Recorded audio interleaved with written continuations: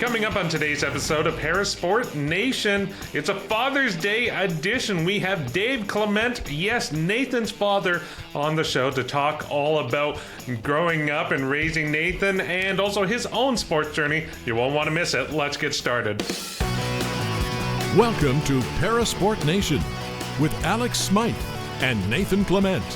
Welcome into Parasport Nation. I'm your host, Alex Smyth. As always, joined by co-host Nathan Clement. Nathan, it's a big day. We have your dad on the program. How are you feeling before we get into the interview? I am ready for the world to see me exposed for the actual person that I am and the mask to be taken off my face, and we can really see how much of a scumbag I really am. But I'm just very, very excited.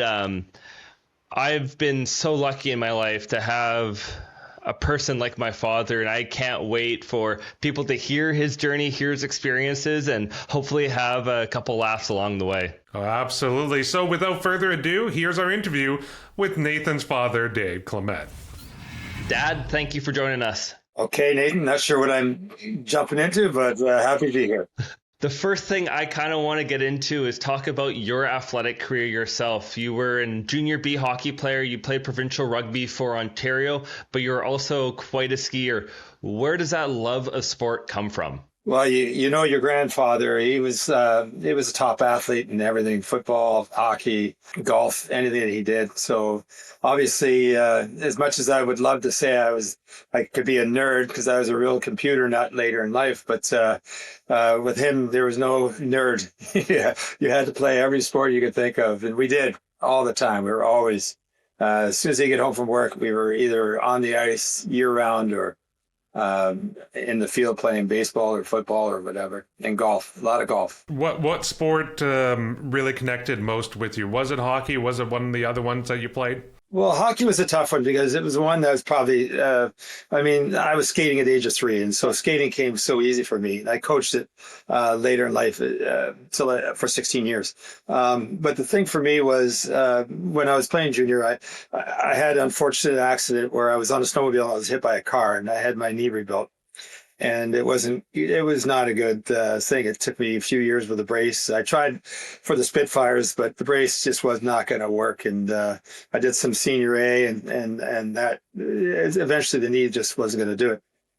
So skiing became my love. It's funny. We're talking 44 years ago this week is when I moved from the shores of Lake Huron to Whistler, and my dad was with me, and we rode across Canada. I had a 22-foot trailer that I towed that I was going to live in, and I did for 2 years in Whistler Mountains parking lot, and I did a ski racing camp. That's why I was going out there, and I stayed in Whistler for 12 years, and so the love of skiing. Basically, for me, skiing came pretty easy because to me it was just a longer blade than a skate, and the strength was always there, the speed was always there. So for me, ski racing became something that I really enjoyed. Yeah, throughout your time in Whistler, you also skied across a lot of North America and even into Europe at times. Did you have a favorite ski mountain that you went to or different resorts that you would go visit? Yeah, the year that I moved to Whistler, I'd already skied over in Austria, and I'd skied Tremblant and skied through Ontario, and then I'd also skied down in the U.S., raced in Sun Valley, Idaho. And so I think it's hard to compare. Probably my favorite mountain was, we used to call it Sun Peaks, which back then was Todd Mountain. And I always enjoyed the people, the atmosphere. The races were always fun. And that's up in Kamloops in British Columbia. That's got to be one of my favorite mountains for sure. But living and growing in Whistler, you're on the biggest mountain. And we all know that it is number one, Whistler Blackcomb. And I've worked for both mountains. And it was an amazing time in the 80s to be there. For yourself, was it something that was, because obviously, sport is a big part of your life. You mentioned that your father was kind of really a driving force for making sure you were involved in sports. Was that the same thing when it came to raising Nathan, that it's like, okay, you want him involved in sport just to stay active or stay connected? Like, was that something that was a very intentional part of raising Nathan to be an athlete? Yeah, I mean, Nathan, obviously, as you can tell, he that stuff he just naturally, takes it on himself. We're the support crew, and anything that he did, we were always there, encouraging him, but it didn't need a lot of motivating. He, with the soccer and that, I mean, that's the thing about him. He competed with able-bodied growing up, and that was the thing. When he was swimming for the high school, he was swimming against able-bodied, and he was and beating some, and that was the thing. He had that drive in him always there. The sports side of things, the soccer, and that, I wasn't a soccer player, and he wasn't able to do hockey, and so his younger brother obviously coached in hockey. So, but yeah, Janet was also very active in her swimming career, and we did triathlons and things like that. And so I think they learned it by watching us. We were always very active, Janet and I, and for the kids, they wanted to be that as well. I mean, they all grew up as babies in a jogging stroller while we're taking them out for a long run. And that was just, it was always part of their life as well. But unlike me, my dad was a real strong driving force and strong-willed guy to keep pushing me.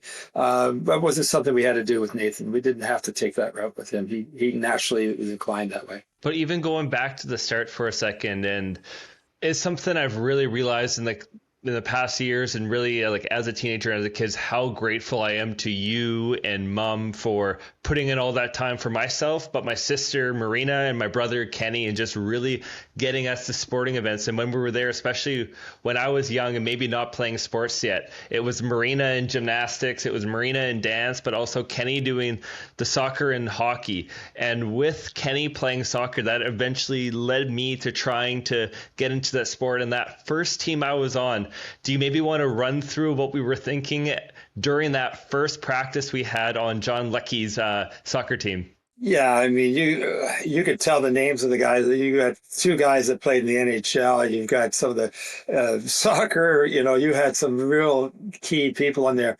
And Lecky was an amazing guy that he took you, and you were obviously you were at the skill level. This team had gone undefeated the year before or something like that. And I know they went undefeated the year you were with them.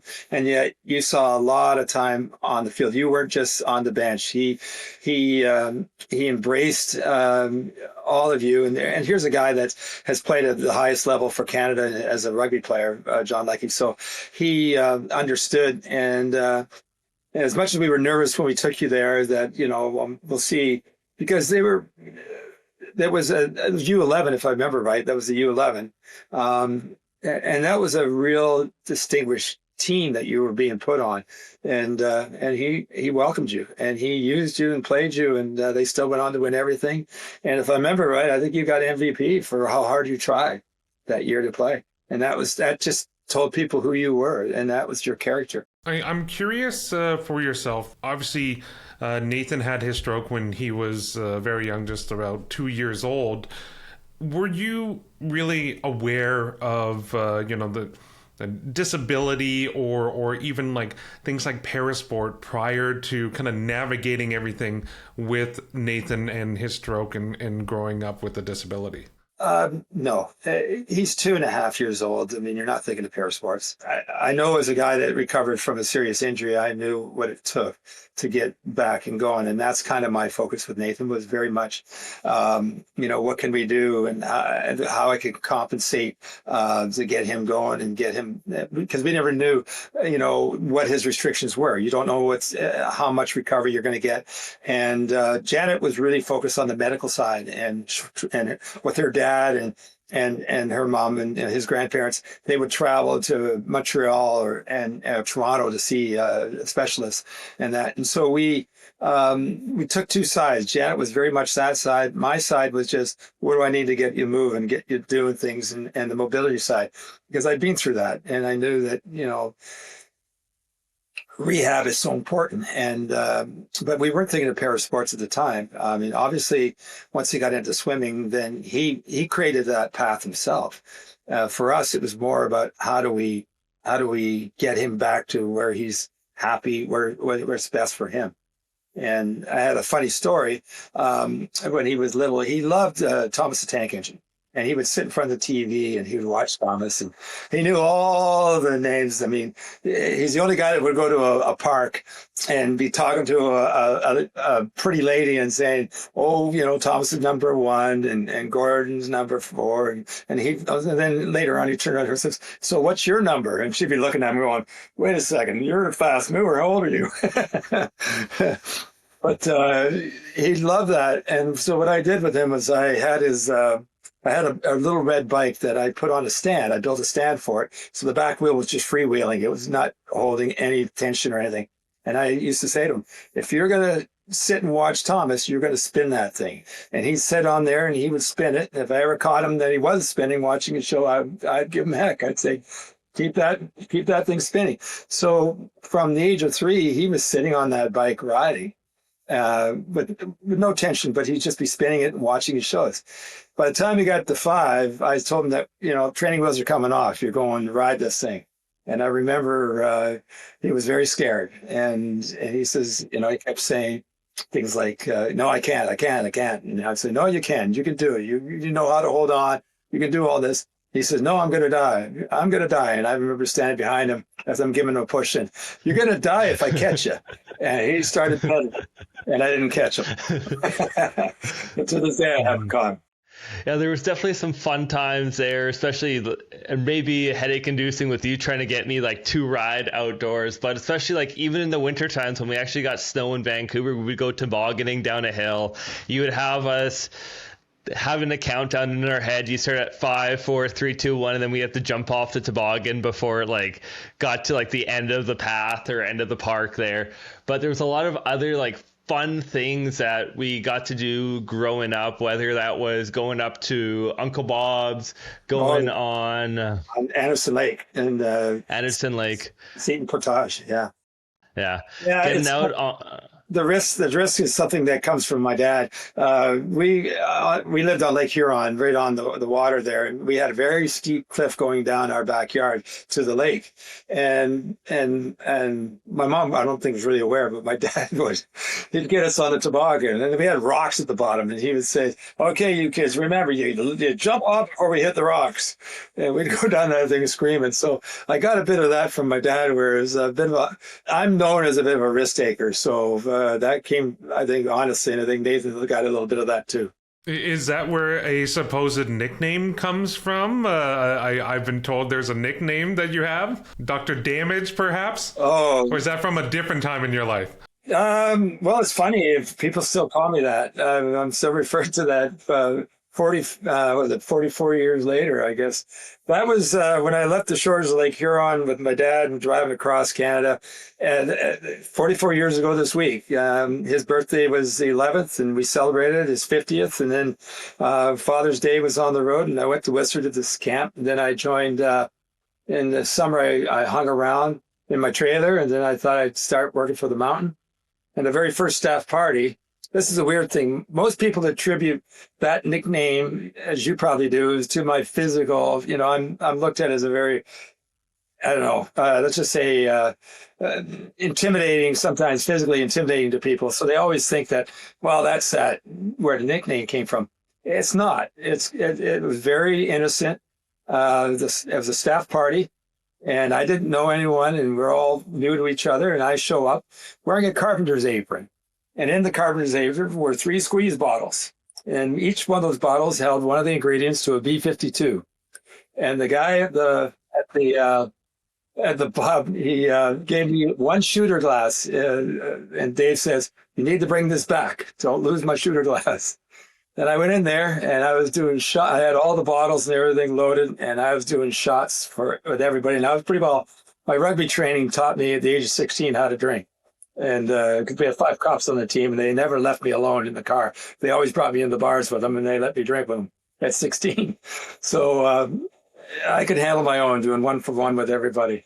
But then somebody noticed this going on, and he says, "Oh my God," he says, "you're like a doctor of damage."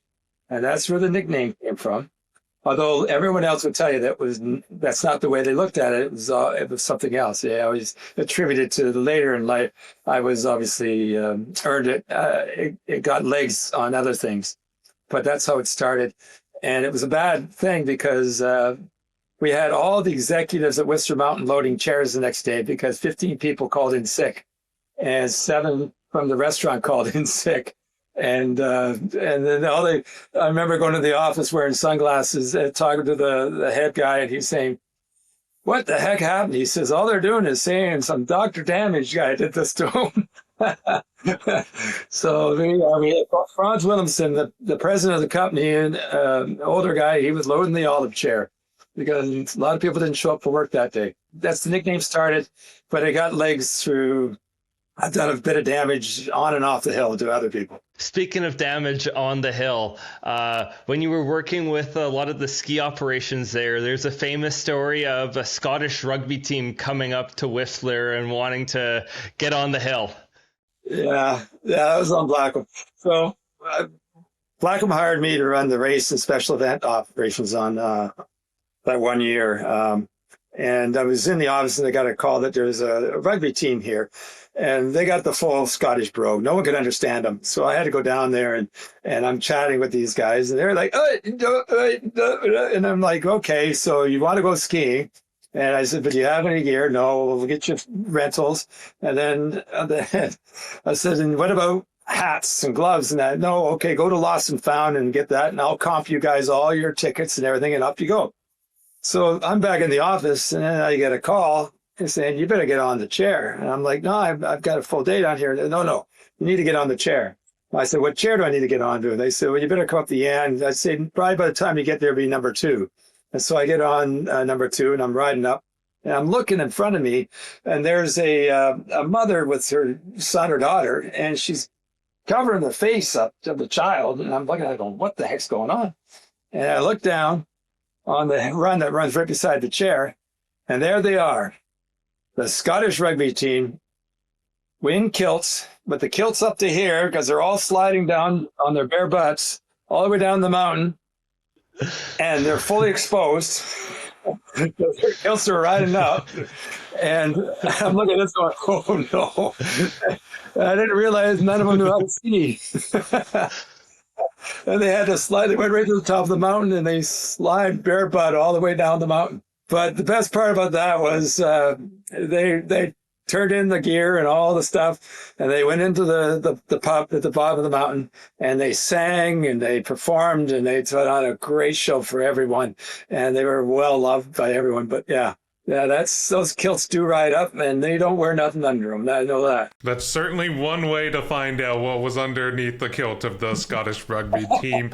I want to change gears a bit because we've talked a lot on your early life and then also Nathan's early life. But let's fast forward a bit. Obviously, Nathan's had a great career already in the para sport side, 2-sport para athlete. A Paralympian in swimming and in cycling. When I mention these things, like what comes to mind for you? Like, how do you feel seeing the success that Nathan has had both in the water and on the road? Well, obviously pride is, we're very proud of everything he's done. I mean, and it comes at a price, obviously, raising him. There's a lot of, for Janet and I mean, we worry, she's more the worrier than I am. I'm more straightforward, but it's always, concerned about the kids and worrying about, how they're doing and put the pride in what he's done, because a lot of people attribute us for so much, but really it was him. I mean, when he was swimming at the West Van Aquatic Center, he would get up on the middle of winter, pissy, rainy Whistler days, and he would walk at, and be at the pool by 6 a.m., before 6 a.m., because they opened the doors at 6, and he'd always be sitting there. That was him. That wasn't us driving him to get there. He would just get up and do it himself. And this was even before, before he was on any team or anything like that. It's just the drive that he had. So pride is number one, and respect for what he's accomplished. And I look at that as an athlete too, not just as a dad. I think that's the funny thing with me is I wear 2 hats.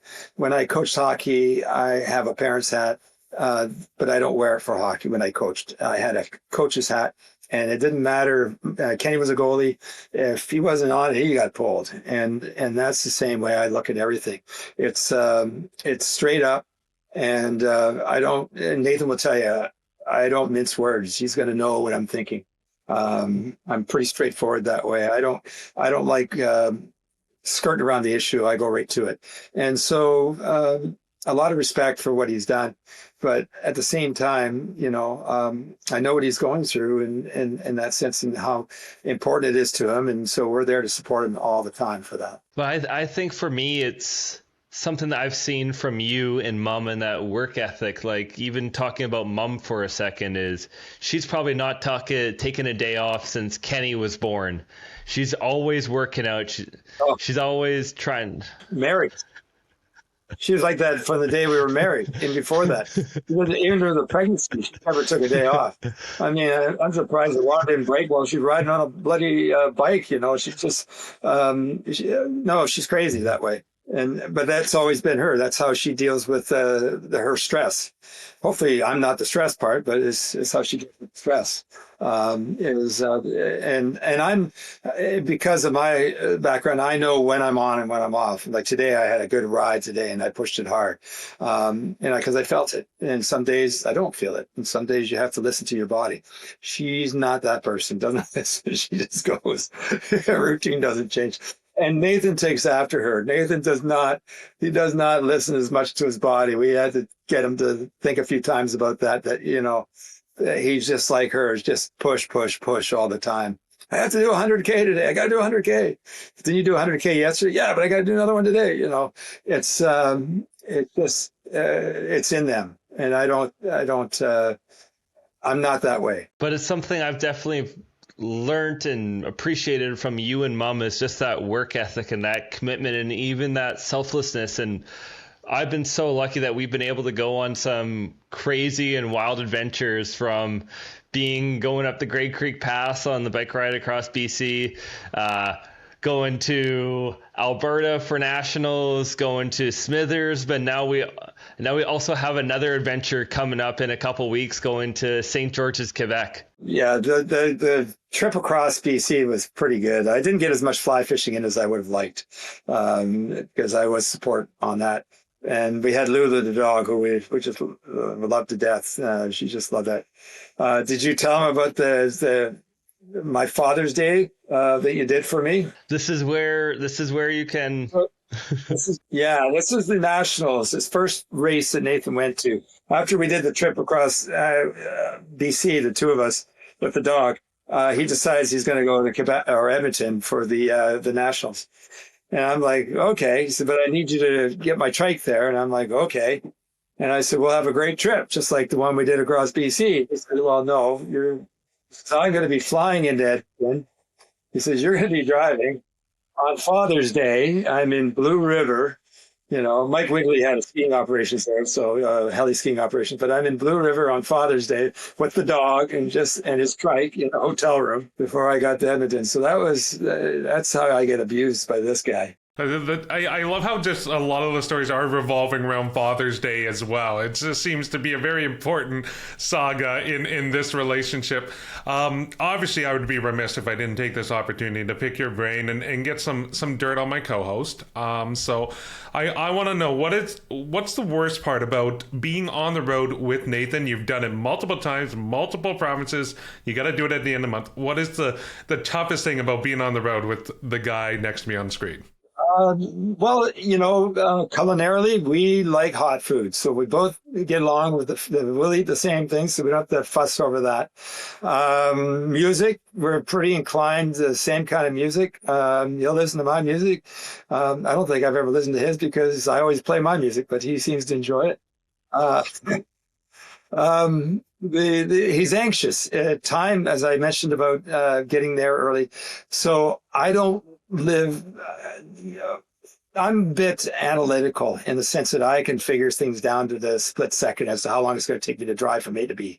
And I've always been that way. Math has been easy for me, and I do it. It's not the same with him. It's got to be 3 hours early. We got to be at the airport 3 hours early. And I'm like, no, we don't. And so we get into some little things when it comes to the timing things for him. He's very concerned. He's never late for anything. Unlike his brother, Kenny, who was late for everything. I mean, Kenny's the only guy, his soccer coach took him aside once and said, we got kids coming from Lions Bay and Bowen Island, from all over the North Shore to play soccer. He says, and you live there. That's your house right there. He's looking at it from the soccer field. He says, and you're always late. And that's his brother. It's very different. But Nathan's always well ahead of time. So if there's anything, it's often those kind of little things that we're different on. I'm pretty good at figuring out schedules, and Nathan's always got to be well ahead. I had one more for you, but you do, yeah, because like when we do travel, we get along well with the music. I know you're rocking the JJ Cale right now. You're rocking your JJ Cale shirt at the moment. And I think we would be remiss not to talk about how thankful I am to you. And I know you're someone who doesn't like the emotional words, as you said, analytical with everything, just the work, the time, the dedication that you've given to me, you've given to Marina, and especially Kenny. We are so thankful for, and just to have you, and especially when we had Lulu go on those adventures, are things that in the moment, obviously I'm biking, we're in a car time and time again, but when we look back on it, it's just incredible to have these moments, and I'm so thankful for the trips that we've been on, even going down to the Caribbean, and now as we go forward, looking at that was a good trip. Yeah, the tough thing was we both got really sick our first day, but just to be down there was special. But just to have all this time we've had together leaves me so thankful. So just from me, and I know I'm speaking for Kenny and Marina right now, is thank you for everything you're doing, and I cannot wait for the chaos that St. George's, Quebec is going to bring. Yeah. Yeah, well, that's nice, Nathan. But it's really your mother that really should take all the accolades, because I always tell Nathan and the kids this, that his mother's love is unconditional, and my love has conditions. Well, thank you for coming on today and making the time to speak with us. Well, you're welcome. Thanks for having me, and I'm looking forward to. Yeah, we'll have fun. It'll be another road trip. Nathan, that was a great insight to not only your dad, but also you. And obviously I want to get your thoughts on how you're feeling after the fact that we had your dad on sharing lots of stories, but you made your dad drive your trike out while you flew out to a competition. Come on, Father's Day of all days. Like, come on. That was, I should add for context, that was the day he chose to go out. We were planning on maybe going together, but the timelines did not work out, sadly. And I know I'm exposed. I'm a POS, but I have to wear that one, and I will be wearing that one. But he did catch some great fish. He's a big fly fisher, so it did allow him to go fly fishing on the way up. But I'll be honest, I'm a bit of a POS that way. And to keep our G rating, we won't describe that acronym. But Nathan, how are you feeling after the interview? Away from the jokes and stuff, it was really great having your dad on and getting his perspective on his own sports journey, but also being that supporter, and as he kind of described it, for you growing up and discovering your passion for sports. It's just one of those things where I'm so fortunate and grateful, where he's a guy who's selfless, he's humble, he's not going to take the credit, but the work ethic that he has, the kind of athletic prowess that he's had too, where he played junior B for the Strathroy Blades. He was on the Ontario provincial team as a 16-year-old kid playing against men and adults, and what he's been able to accomplish, and even his skiing too. He used to race with the Crazy Canucks back in the day, and they are heyday. And just to have the leader, the role model, and the standard of what it means to be an athlete, but also a person that looks out for one another, that takes care of the people around you, just leaves me so internally grateful and fortunate. And he's also helped me refine my palate when it comes to spicy food. So there's so many things that I am thankful for with him. Yeah, well, you know what? You can clearly tell there's a lot of love there between you and within that family. So that is great to see. Nathan, we're almost out of time. So you take the reins from here. Take it away with the PSN update and finish off the show. Now, the PSN update. After a week of records falling at the Bell Canadian Swimming Trials, the Nationals are drawing to a close. Notable performances saw Nicholas Bennett, Ariana Honeysacker, Katie Cosgriff, and Fernando Liu take the golden chicken for their win. When the team is officially announced for the Swimming World Championships, PSN will break down the roster. Across the pond, we land in Beijing for the 2025 Boccia Beijing Cup. Strong performances by Lance Kreiderman and Danny Gallard shine, as well as the return of Marco Del Spatro. To the hard court, Canada's men's wheelchair basketball team has landed in the land of Paris, Brazil, for the U23 Wheelchair Basketball World Championships. Prepared for the gauntlet of international competition, Canada tips off against Brazil to open the tournament before games against Turkey, Israel, Australia, and Germany. All the games can be streamed on YouTube on the IWBF's page. And that's the PSN update.